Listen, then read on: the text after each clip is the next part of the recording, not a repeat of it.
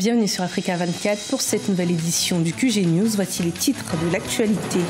La Guinée, divisée par la polémique autour de l'arrestation d'un présumé complice d'assassinat. L'homme âgé de 24 ans est soupçonné d'appartenir au camp du chef de file de l'opposition. Dans l'actualité également, le Burundi se retrouve face à la problématique de la déforestation. Pour y remédier, les autorités envisagent de mettre en place plus de mesures pour préserver l'environnement.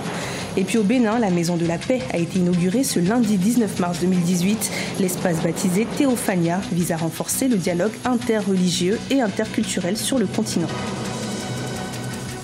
En Guinée, l'arrestation de Boubacar Diallo, accusé d'avoir tiré sur des manifestants lors des marches des partis d'opposition, crée la polémique. Le jeune homme est même accusé par certains d'avoir été mandaté par le chef de file de l'opposition, Cellou Dalein Diallo. Des accusations que les concernés réfutent. Plus de détails dans ce reportage de notre correspondant Emmanuel Milimono. Boubacar Diallo, alias Grenade, 24 ans, a été présenté au parquet de Dixine à la suite de mandats d'arrêt décernés contre lui le 20 mai 2016 pour tentative de meurtre, détention illégale d'armes de guerre et port illégal d'uniforme militaire. Il est présumé complice des assassinats qui ont lieu lors des manifestations politiques en Guinée. Certainement, il n'est pas seul. Certainement, si la justice et la police font un travail vraiment professionnel, nous aurons des révélations qui vont nous édifier au moins sur une partie des morts dont nous regrettons tous. L'affaire a déclenché une onde de choc dans le pays. Sur ces images présentées par le parquet de Dixine, on le voit en compagnie de la première épouse du chef de file de l'opposition. Là également en compagnie de Ousmane Gawal Diallo, député de l'UFDG, l'Union des forces démocratiques de Guinée entre autres. Cellou Dalein Diallo reconnaît le jeune Grenade comme militant de son parti. Comment voulez-vous que j'organise leur assassinat comme on veut le prétendre? Quel cynisme, c'est impossible que vous tuez vos propres parents, le propre militant de votre parti, vous pouvez faire ça? C'est-à-dire que le gouvernement est à court d'arguments parce qu'il est incapable de justifier son laxisme et son refus d'ouvrir des enquêtes et de situer les responsabilités. L'affaire comporte encore des zones d'ombre. Le suspect a-t-il une fois tiré sur la foule? Reconnaît-il être armé par l'UFDG? Autant de questions auxquelles le dossier fourni par le parquet n'apporte pas de réponse. La justice, vu qu'elle nous a présenté cet individu-là comme étant un élément d'un groupe, à la limite, la justice doit aller jusqu'au bout et la justice doit s'efforcer de convaincre. Boubacar Diallo faisait l'objet d'une information judiciaire depuis mai 2016. Le 19 mai exactement, à la suite d'une tentative de meurtre sur un gendarme, il aurait été grièvement blessé, traité discrètement et évacué vers le Sénégal par le parti du chef de file de l'opposition, selon le parquet. Au Soudan du Sud, la mission de maintien de la paix de l'ONU a été renouvelée par le Conseil de sécurité des Nations Unies le 15 mars 2018 et pour une durée d'1 an. Mais du côté des autorités sud-soudanaises, la décision n'est pas acceptée puisqu'elle aurait été prise sans leur consentement. Explication avec Corinne Kamseux. Le gouvernement du Soudan du Sud conteste le nouveau mandat de la mission de maintien de la paix des Nations Unies, MINUS, qui court jusqu'au 15 mars 2019. Selon le porte-parole du gouvernement, Michael Makwe, les autorités sud-soudanaises n'ont pas été consultées sur la question. Ce nouveau mandat de la MINUS s'accompagne de l'adoption de la résolution 2406 qui charge la mission de poursuivre son travail de protection des civils par le déploiement proactif de ses troupes de maintien de la paix à travers le pays. Le Soudan du Sud, qui a souvent dénoncé une ingérence dans ses problèmes internes, évoque une nouvelle fois une atteinte à sa souveraineté. Cette décision était injustifiée car elle a été imposée au gouvernement de la République du Soudan du Sud. Nous ne comprenons pas pourquoi ce renouvellement automatique de la mission de maintien de la paix de l'ONU sans consulter le gouvernement du Soudan du Sud. Ce nouveau mandat de la MINUS encourage la poursuite de la médiation entre le gouvernement et les partisans de l'opposant Riek Machar, principaux protagonistes du conflit qui dure depuis 4 ans. Cette médiation, conduite par l'autorité intergouvernementale pour le développement, est quelque peu dans l'impasse depuis l'arrêt en février des pourparlers devant conduire à l'engagement des deux parties à respecter les différents accords de paix et de cesser le feu. Au niveau du Conseil de sécurité, on a développé une plateforme qui implique la coopération, la collaboration des Soviétiques et des Chinois pour amener Salva Kiir à accepter en réalité un vrai dialogue et l'évolution d'une réelle solution mettant fin au conflit entre les deux parties. D'un point de vue purement factuel, actuelle, il est de plus en plus clair qu'aujourd'hui le problème c'est Salva Kiir et non pas son opposition en réalité. On a pu contenir les ardeurs et les demandes de Machar, mais pas de Salva Kiir.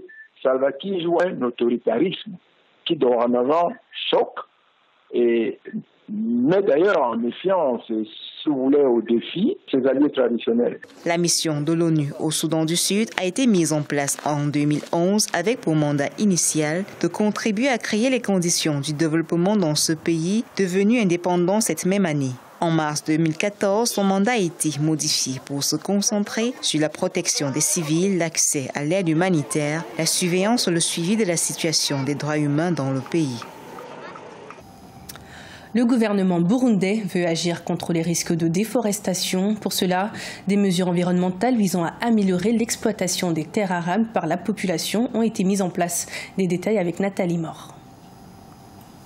Au Burundi, plus de 50% de la superficie est exploitée à des fins agricoles, selon l'expert en environnement burundais Salvatore Uzima. Le président de l'ONG burundaise Investissons dans l'agriculture estime que la déforestation à laquelle fait face le pays devient une menace pour la productivité agricole. On assiste aujourd'hui à une surexploitation des terres cultivables burundaises, alors que le bas niveau de productivité reste en deçà d'une population burundaise doublant tous les 30 ans. Une explosion démographique en partie responsable d'un déboisement accéléré. La détérioration de l'environnement au Burundi porte un coup à la santé économique de ce pays. En effet, l'agriculture est pratiquée par 93% de Burundais. Cette activité, de même que l'élevage, contribue à plus de 50% au PIB du pays et représente le tiers des investissements économiques. Le défi actuel est donc de restaurer l'équilibre entre préservation de la nature et santé du secteur primaire. En pratiquant l'agroforesterie, on évite de détruire l'environnement. Et maintenant, cette personne peut également pratiquer l'agriculture biologique qui consiste à éviter les engrais chimiques et utiliser les engrais biologiques. Parce que les engrais chimiques dénaturent la structure du sol.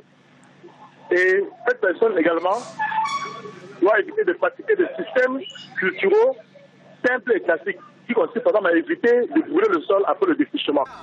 Pour pallier à cette situation environnementale critique, le ministre burundais de l'Agriculture et de l'Élevage, Deogracias Rurema, a évoqué la mise en place d'une stratégie agricole nationale et d'une stratégie nationale pour l'environnement.